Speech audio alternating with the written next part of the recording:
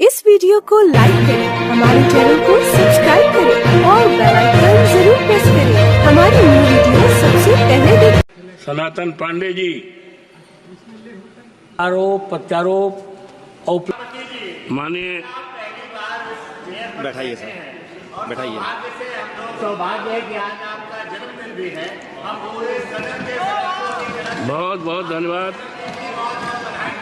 मानिए सरकारी हॉस्पिटल्स में गरीब तबके के लोग जाते हैं इलाज के लिए, जिनके पास संसाधन नहीं होता और इस उम्मीद से जाते हैं कि हम वहां जाएंगे तो हमको अच्छा इलाज मिल सकेगा, हमें दवाएं मिल सकेंगी।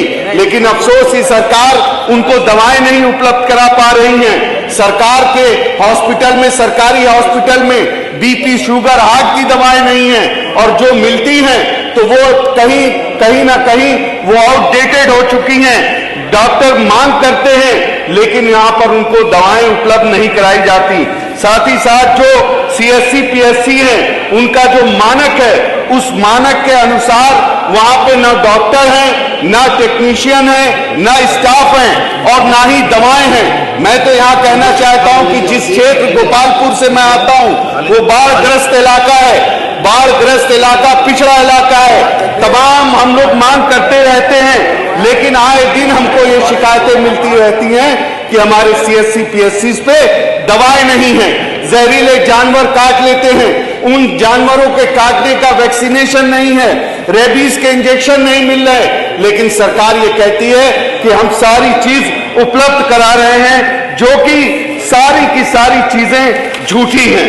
साथ ही साथ जो लैब है, लैब में आज टेक्नोलॉजी ऊपर जा चुकी है। लैब में जो मशीनें होनी चाहिए लेटेस्ट, वो मशीनें नहीं हैं और अगर मशीनें हैं तो वो लैब टेक्नीशियन नहीं है जिससे सही उनकी जांच हो सके और सही इलाज मिलने में उनको सुविधा मिल सके। वहीं पर जो हॉस्पिटल्स हैं, हॉस्पिटल में x-ray machines, ultrasound, CT scan की सुविधा अगर कहीं है तो पता चला वहां डॉक्टर, रेडियोलॉजिस्ट नहीं है। रेडियोलॉजिस्ट न रहने की वजह से वो मशीनें बेकार हैं और कहीं पे अगर डॉक्टर अवेलेबल है तो पता ये चल रहा है कि वो मशीनें खराब पड़ी हैं और बनने के लिए वो लखनऊ से टेक्नीशियन जाने वाले हैं। मैं सरकार का ध्यान उस पर आकर्षित करना चाहता हूं जिससे कहीं ना कहीं हमारे लोगों का इलाज होने में असुविधा हो रही है। अस्पताल के जो स्टाफ हैं, जो डॉक्टर्स हैं, एक बार इत्तेफाक हुआ, मैंने देखा कि डॉक्टर्स जिस घर में उनको रहने का रिहाइश दी गई है स्टाफ को, वो बहुत जर्जर हालत में है। जब वो खुद ही अच्छे हालात में नहीं रहते और उनसे दुगनी ड्यूटी ली जा रही है डॉक्टर और स्टाफ की कमी से, तो आप बताइए उनके ऊपर मानसिक कितना उत्पीड़न हो रहा है। इसलिए उनको जो व्यवस्था देनी चाहिए सरकार उस व्यवस्था को नहीं दे पा रही। दूसरा सबसे अहम मुद्दा कि आज उत्तर प्रदेश के अंदर लगातार गंभीर रोगी बढ़ते जा रहे हैं। कैंसर के पेशेंट, किडनी के पेशेंट, हार्ट के पेशेंट बढ़ते जा रहे हैं। लेकिन जो एक मिनट में जो सुविधाएं मिलनी चाहिए थी वो नहीं मिल रही। हमारी सरकार आदरणीय अखिलेश यादव जी ने कैंसर इंस्टीट्यूट यहां बनाया, आपने तो उसका नाम रख दिया जिसमें आप माहिर हैं, लेकिन कैंसर इंस्टीट्यूट आप चला नहीं पा रहे हैं, कैंसर के पेशेंट को इलाज नहीं मिल पा रहा। दूसरी तरफ आखिरी बात मैं कहना चाहता हूं, जो मुख्यमंत्री राहत कोष से मदद मिलती है और चाहे वो मुख्यमंत्री राहत कोष से जो मदद मिलती है, आज ये हालात हैं सर कि मेडिकल कॉलेज में राहत का पैसा जाने के बाद उन गरीबों को दवाएं नहीं मिल पा रही।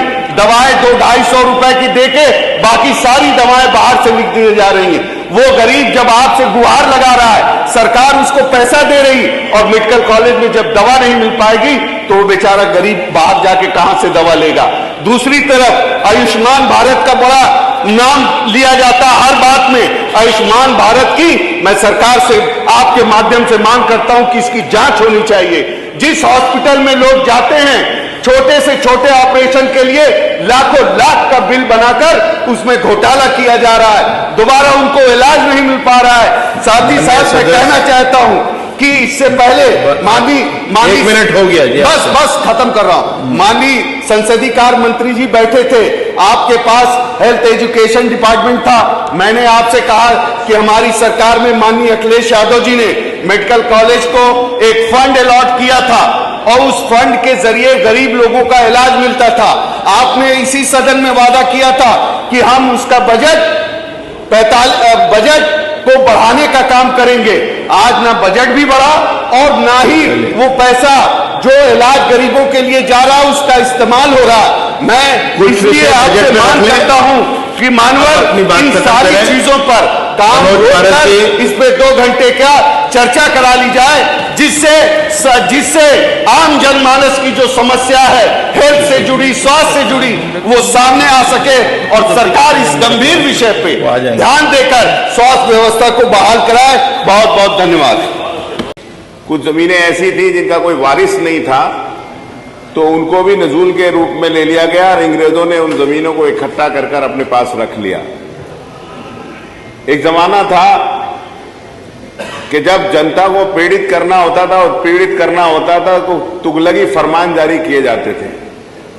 अब इस जमाने के अंदर जब लोगों को पीड़ित करने का सरकार के पास कोई जरिया नहीं होता, तो विधेयकों के जरिए जनता को पीड़ित करने के लिए इस तरह के विधेयक लाए जाते हैं। मैं सीधा सीधा कहना चाहता हूं, माननीय मंत्री जी ने ये कहा कि जो पट्टे पर लीज पर दी है जो जमीनें हैं, अब आप उन्हें फ्री होल्ड नहीं करेंगे इस विधेयक के तहत। अब आप उन सारी चीजों को लीज पे आगे उनकी लीज नहीं बढ़ाएंगे। मैं कहना चाहता हूं कि बहुत सारी जगह ऐसी हैं जहां जिला अधिकारी के कार्यालय हैं, जहां पर सरकारी प्रशासनिक अधिकारियों के आवास हैं, पुलिस प्रशासन के आवास हैं, कार्यालय हैं, नगर निगम के चीजें हैं और विद्यालय हैं। और मैं कहना चाहूंगा हमारे इस उत्तर प्रदेश के अंदर ही बहुत सारे जगह ऐसी हैं नजूल की जहां पर हमारे ईसाई समाज के लोग उसमें बहुत सारी समाज सेवी संस्थाएं चलाते हैं, स्कूल चलाते हैं। अभी कल ही मैंने बताया था सदन के अंदर, मुरादाबाद के अंदर पीली कोठी के अंदर एक मिशन कंपाउंड है जिसे सैकड़ों साल पहले लीज पर दिया गया। ईसाई समाज के लोग उसके अंदर रहते हैं, 3 कॉलेज चलाते हैं, mission inter college, Methodist inter college और बहुत पुराना चर्च है। कई जगह ऐसी हैं जहां पर मंदिर हैं, बड़े बड़े मंदिर हैं। मुरादाबाद के लाल बाग में काली माता का मंदिर है, नवाबपुरा में मड़ी वाला मंदिर है, जमा मस्जिद है, बहुत सारे धार्मिक स्थल हैं।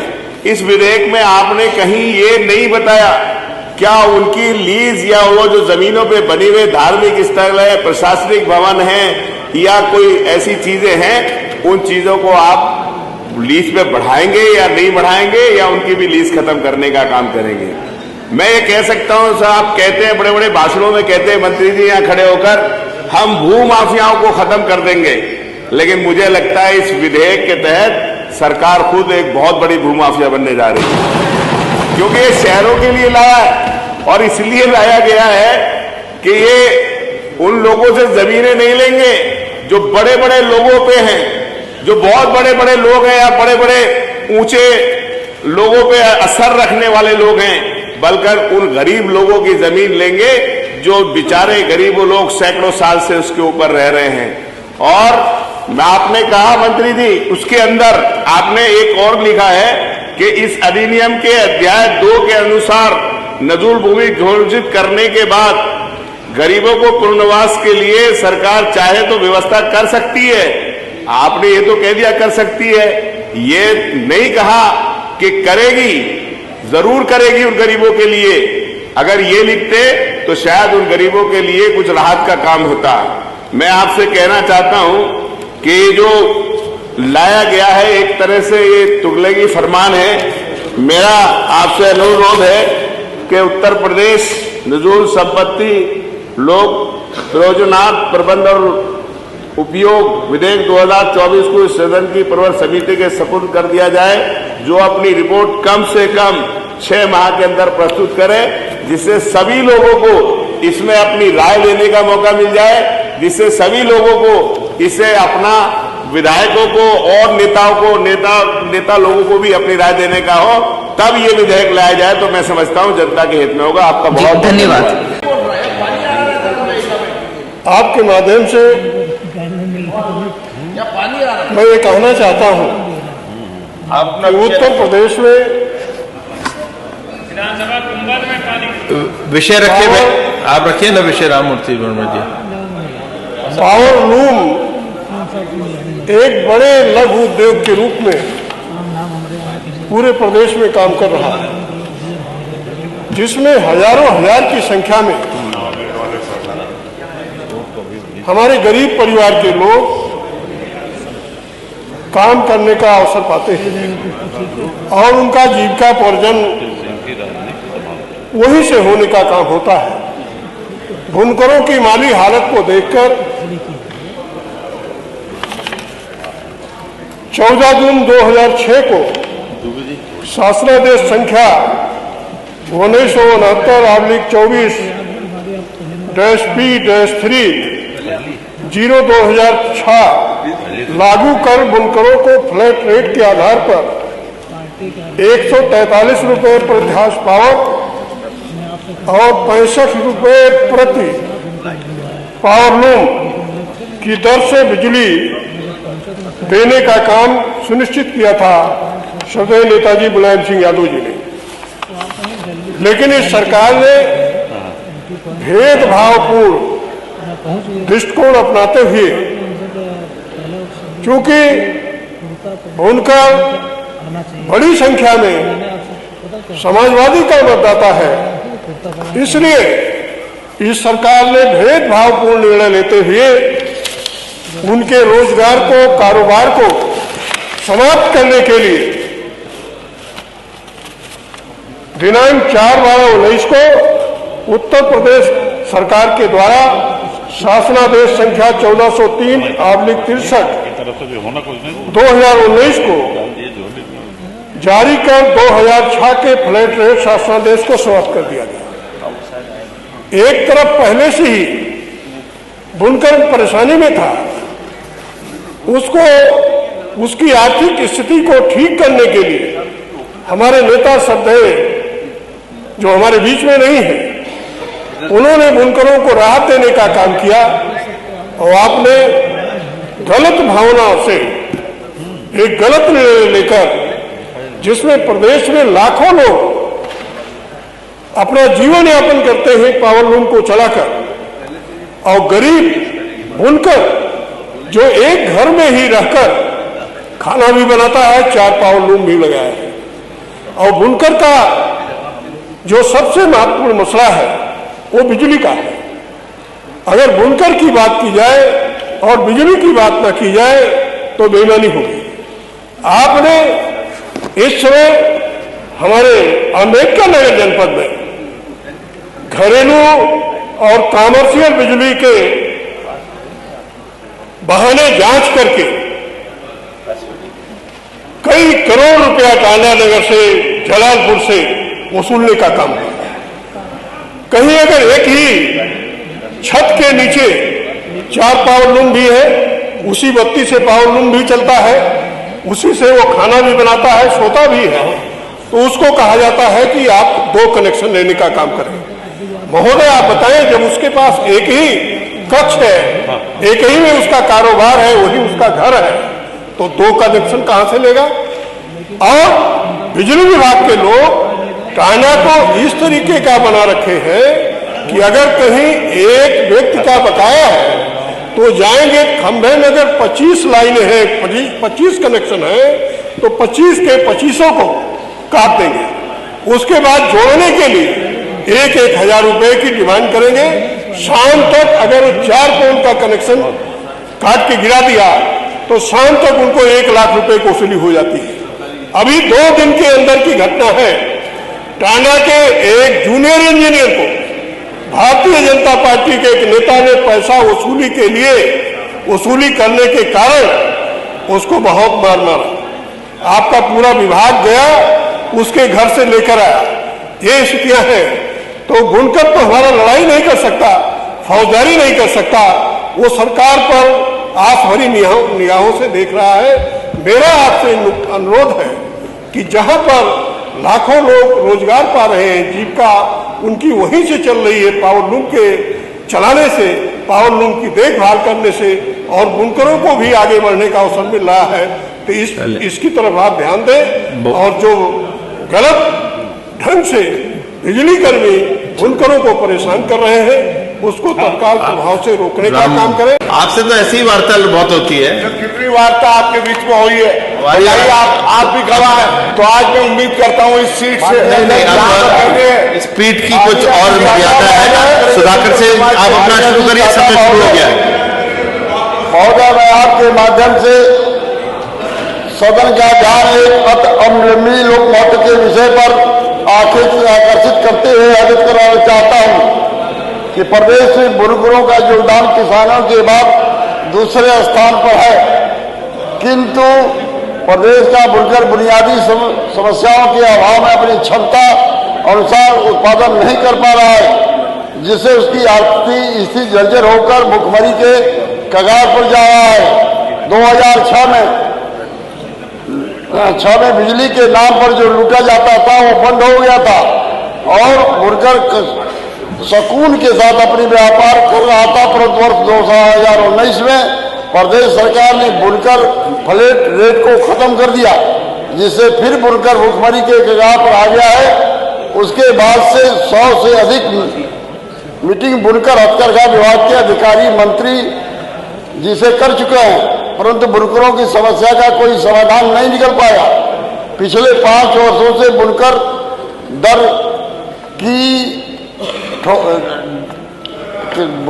की ठोकर खा रहा है, और सरकार से उसे न्याय नहीं मिल रहा है। बुनकर चाहता है कि उसका रेट फ्लैट रेट के पहले की तरह 2006 की तरह ही रहे। सरकार को लगता है कि पैसे कम है तो पैसे बढ़ा ले, परंतु फ्लैट रेट विद्युत आपूर्ति समाप्त न की जाए, हमें विद्युत विभाग के लूटने से बचाया जाए, हमारे घर का मकान व्यापार समाप्त होने से लूटने को बचाया जाए। इस समस्या को लेकर प्रदेश के बुनकरों में सरकार के प्रति आक्रोश है। यह सत्य है हमारा। मैं जानता महोदय कि पूर्वांचल में सबसे अधिक खनिज बुनकर है, तो 5 लाख के करीब जनपद मऊ में है, जहाँ के हमारे छोटे भाई बिजली मंत्री भी हैं, मऊ जनपद के ही हैं, नगर विकास भी है, प्रयास भी कर रहे हैं। लेकिन हमारा आपके मार्फत अनुरोध है कि उनके पास कोई खेती बाड़ी नहीं है, 1 कट्ठा खेत भी नहीं है 5 लाख बुनकरों के पास। केवल जिस घर में रहते हैं उसी में लोन चलाते हैं, उसी में हथकरघा चलाते हैं, उसी में खाना बनाते हैं। आज हालात ये हो गए हैं कि बिजली का एक तो अभाव, बुनकर और बिजली का बहुत बड़ा संबंध है।